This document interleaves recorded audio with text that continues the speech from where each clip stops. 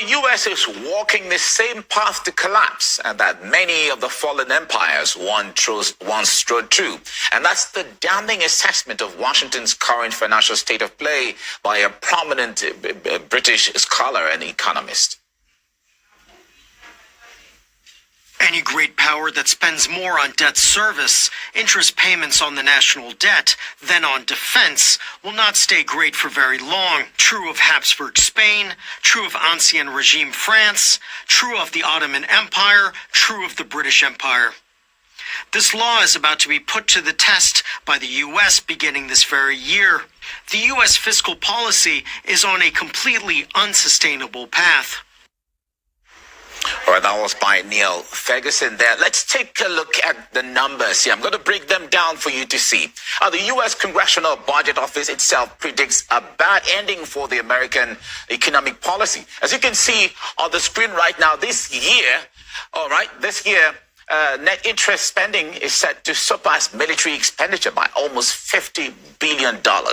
Long-term predictions are no more positive for Washington. By 2034, the figures right there, analysts forecast a 1.5% gap, which is itself $500 billion from the difference you can see right here. Now, that's not all. The International Monetary Fund has almost published dire economic predictions.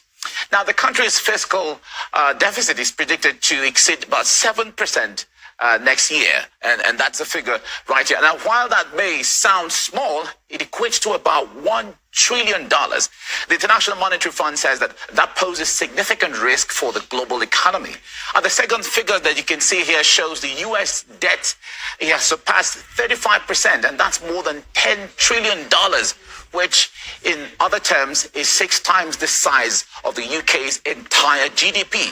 And then the long-term predictions that we can see here is also making grim readings. Since in 3 decades, the gap is expected to reach about 66%, or almost $20 trillion. Now, geopolitical expert Eddie Smith believes that the so-called American empire is on a rapid decline.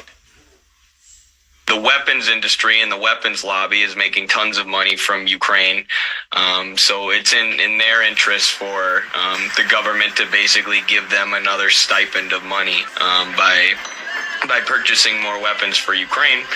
And it's in the interest of the neocons and the neoliberals in the U.S. State Department who have been behind this Ukraine policy from the beginning.